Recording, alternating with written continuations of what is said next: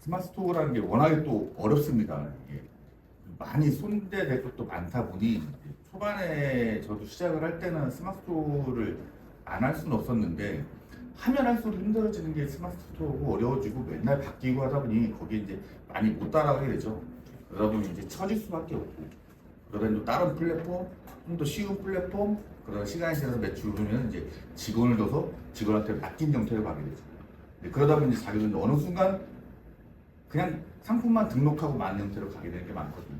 근데 저도 현실적으로 현재 그렇습니다. 지금 뭐 새로운 상품을 소싱을 하게 되면은 뭐 디자인하는 애한테 디자인해?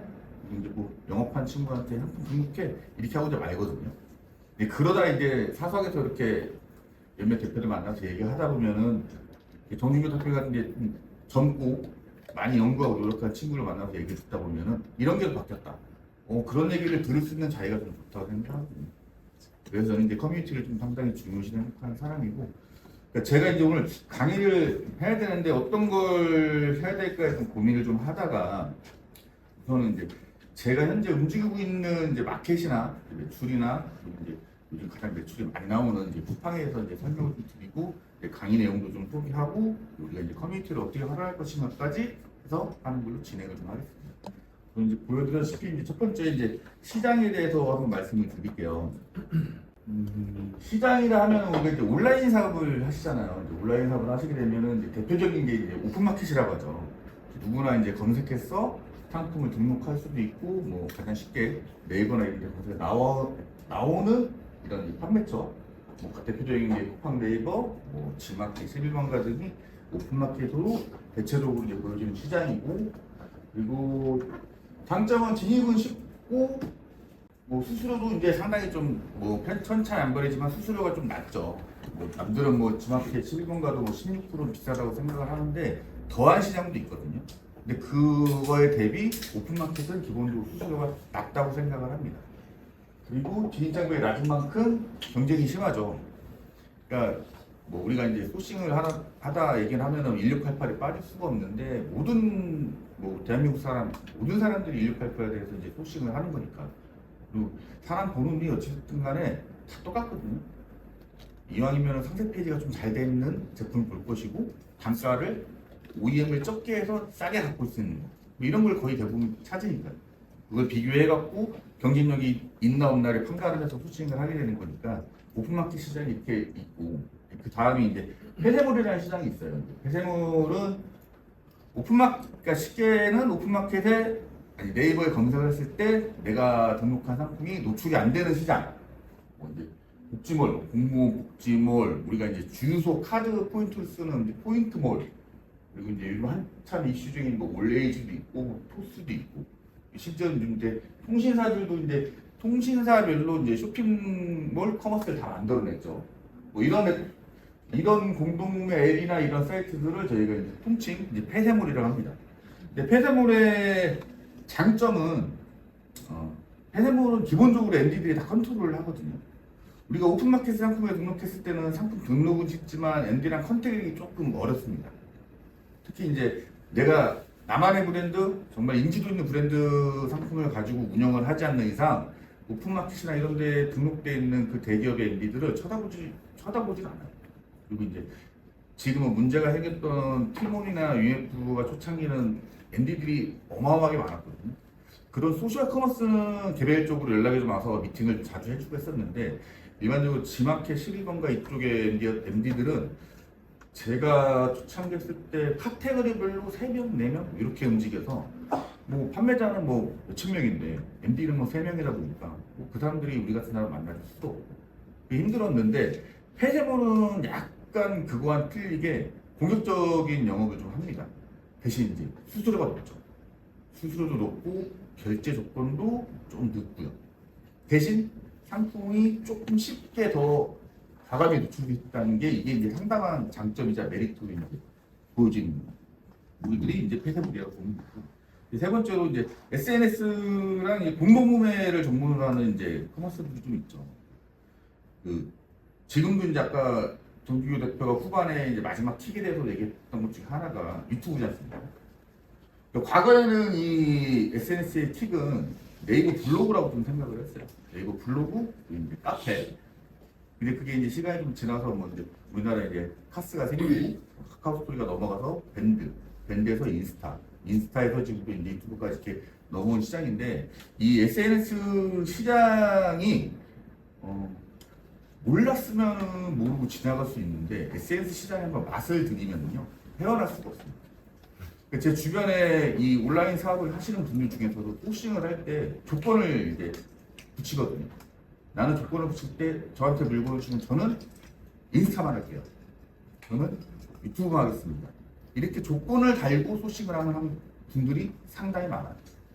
그분들은 아예 오픈마켓 시장을 쳐다보질 않아요. 오로지 SNS 시장만 보고 물건을 소싱해서 팔 수 있는 가격대와 상품을 조합을 합니다. 그런 분들도 매출이 정량, 매출 어마어마한 거죠. 그렇기 때문에 이 SNS라는 이 공동의 시장도 무시를 못하는 거죠. 제가 왜 이 세 가지 시장에 대해서 말씀을 드렸냐? 그러니까 지금 여기 상품을 이제 우리가 이제 팔기로 하고 마음먹고 준비를 하시잖아요. 대부분 이제 처음에 온라인 사업이라는 걸 시작을 했을 때 시작하는 시점을 대부분 이제 네이버로 시작을 많이 하시죠. 네이버로 시작하는 이유 첫 번째 이제 수수료 때문에. 수수료 때문에 네이버를 좀 많이 시작하시다가 그 다음에 네이버가 어려워 좀 안 팔려 눈을 돌려볼까? 그 다음에 이제 쿠팡을 좀 모시고 그 다음 또 오픈마켓 이런 이제 수순으로 이렇게 막 상품을 이제 등록하고 시작을 하거든요. 그 와중에 운이 좋게 한 오픈마켓 사이트에 나랑 정말 잘 맞는 뭐 소개를 받던 잘 맞는 MD가 있어서 결탁이 딱 됐어요. 거기서 매출이 미친 듯이 올리는데 여기에 이제 장점은 어쨌든가 우리는 MD랑 결탁이 돼야지만이 매출이 무조건 올라갈 수밖에 없거든요. 근데 단점은 그 MD가 그 자리에 목론을 못하는 게 단점이죠.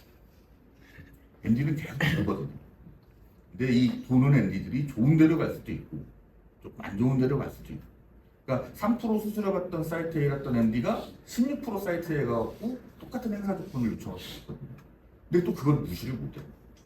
그 사람은 어쨌든 간에 그 다음 시장을 또 어디로 갈지 모르니까. 그러니까 모든 시장을 저는 다 알고는 있어야 된다고 생각을 합니다. 그래서 제가 이제 상품을 처음에 개발을 하고 상품을 등록하고 시작하는 시점에 이제 그 다음 화면에 보시면 이제 저는 이제 상품을 이렇게 하나를 설정을 해놓으면은 모든 사이트별 수수료를 다 입력을 해봅니다. 그래서 한 시장에만 이게 딱 풀진 않아요. 전반적인 전체 시장의 전체 상품을 다 한 번에 다 뿌립니다. 이게 언제부터 바뀌었냐면은 사업을 시작하고 한 1년 반 정도 이후부터 이게 제 상품을 등록하고 판매하는 스킬이 바뀌었던 것 같아요. 저도 처음에는 그 초반에 제가 이제 40에 이제 이 사업을 시작했거든요. 정주기 대표처럼 네이버 연구를 엄청나게 했습니다. 어떻게 하면 내 이 수수료 싼 네이버에서 뭐 결제도 빠르고 살아남을 수 있을까? 이 연구를 엄청나게 많이 하다가 오픈마켓도 한번 또 그래서 한번 넣어봐야겠다. 오픈마켓도 넣고 했는데 상품이 안 팔리더라고요. 그리고 이제 우리가 이제 공부를 하고 이거를 연구하는데 들이는 시간 대비 효율이 좀 상당히 좀 안 좋았어요. 그러다가 이제 이 사적 모임을 좀 많이 갖게 되고 다른 사람을 만나서 이제 듣겠던 점이 나는 여기에만 몰두하고 있는데 저 비단 업체는 오히려 나랑 정반대적인 시장에 몰두를 하고 있네. 그럼 또 그런 새로운 시장이 있다는 걸 또 이제 아는 거죠. 근데 그 시장의 장점이 뭐야? 이렇게 물어보니 한번 뭐 노출만 되면은 뭐 시간당 1000개, 2000개는 막 나간다는 거예요. 설마. 근데 그 설마했던 그 공동구매나 이 SNS 시장이 정말 실존을 한 거죠. 그러려면은 나는 어떻게 팔아야 되냐. 근데 수수료를 물었더니 뭐 최소 20%, 25%, 뭐 심지어 카테고리로 30% 이렇게 엄청나게 많아지거든요. 그럼 우리가 3%대 네이버만 팔던 사람이 25%의 수수료 맞춰 팔 수 있을까? 여기에 이제 희망한 딜레마에 빠지게 되었어요. 근데 이 딜레마를 이겨내야 되는 게 현실이라고 봅니다. 근데 이 딜레마의 장점은 있어요. 내가 1년 반 이후에 이 형태로 왜 전환을 했냐면은 어쨌든 간에 저도 이 비슷한 이 비싼 시장에 한번 팔아보자. 내가 마진을 막 줄이더라도 한번 팔아보자 해서 제안서를 만들어 갖고 따서 시장이 어쨌든 간에 풀어놨더니 그 반사이익이 오픈마켓으로 오더라고요. 그러니까 다른 데 우리가 작업하는 비용으로 쓴 돈을 차라리 내가 마진율을 적은 형태로 만들어서 이쪽 시장에 영업을 하고 제품을 뿌렸더니 그 반사이익이 오픈마켓으로 와서 특히 내가 가장 좋아했던 네이버의 상위가 항상 유지가 되면서 꾸준한 판매가 이루어지더라. 이게 가장 중요한 포인트였거든요. 그래서 저는 그때부터도 어떠한 한 시장이라도 포기를 못하고 단가를 매일, 그러니까 단가 짜는 게 항상 일이었어요. 근데 단가를 한 상품으로 단가를 짜면은 힘들거든요. 단품으로만 짜기에는. 그리고 단품으로만 짜다 보면은 나랑 똑같은 제품을 파는 사람 때문에 이쪽 시장에 매트가 없어지는 경우도 있고. 그래서 따진 게 이제 조합을 하게 돼요. 그래서 A라는 회사와 B라는 회사를 조합을 해갖고 세트를 묶어서 팔고 패키징을 바꿔 팔고 이렇게 조합을 해서 팔다 보니, 그러니까 SNX나 이런 공동물, 독립물도 그렇게 조합을 하면은 단가를 우리는 뭉갤 수가 있거든요. 왜냐면 걔들도 비교하는 조건은 네이버밖에 없어요. 그러니까 네이버만 피하면 되거든요. 모든 상품의 조합을 할 때. 그러니까 그렇게 해서 상품을 비비고 팔다 보니 현재 판매가 설정에 저는 가장 힘을 많이 들이고 있습니다. 근데 이렇게 힘을 들이고 공을 들였던 이쪽 시장들이 코로나 때 거의 정점을 찍었거든요. 코로나 때는 진짜 아침에 회사 출근하면은 또 포장해야 돼? 이 생각밖에 안 했어요. 야, 무슨 다 온라인에만 사냐? 그래갖고 코로나 때 너무 성장을 해갖고 이 시장이 계속 롱런을 할 줄 알았는데 2022년도 초부터인가 투명을 말씀드리고 실질적으로 세부적인 카테고리를 모르잖아요. 그러니까 세부적인 카테고리를 알아야지만이 이 카테고리는 여기에 좀 맞는 거 같고 이걸 또 이제 어드바이스를 또 할 수가 있거든요. 이런 것도 있다고 보시면 되고 이제 단가 짤 때 뭐 무료 배송, 무료 배송 뭐 이런 것도 있다고 좀 알고 계시면 될 것 같고요. 지금 가장 이제 제가 이제 엊그저께 들은 소스 중인 소스인데 과연 이제 우리가 앞으로 어떤 시장을 공략을 해야 될 거냐. 자꾸 이 시장 결제가 되냐 안 되냐 이렇게 무너지고 있는데, 근데 지금 가장 좋은 시장은 아까 정준규 대표가 말했다시피 정준규 대표는 본인이 직접 유튜브를 키우는 사람이고, 우리가 이제 다 유튜브를 키우고 싶지만 생각해도 유튜브를 못 키우는 사람도 많잖아요. 그러니까 저는 이제 반대로 유튜브를 잘 못 키우는 사람이에요. 그만큼 신경 써서 다 일을 세부적으로 잘 못하는 사람인데, 저는 차라리 유튜브를 하는 사람들한테 영업을 하는 사람입니다. 그저께 가서 만나서 그 친구 이제 몇몇 그 대표들이 유튜브 시장이 최고예요 진짜. 쇼츠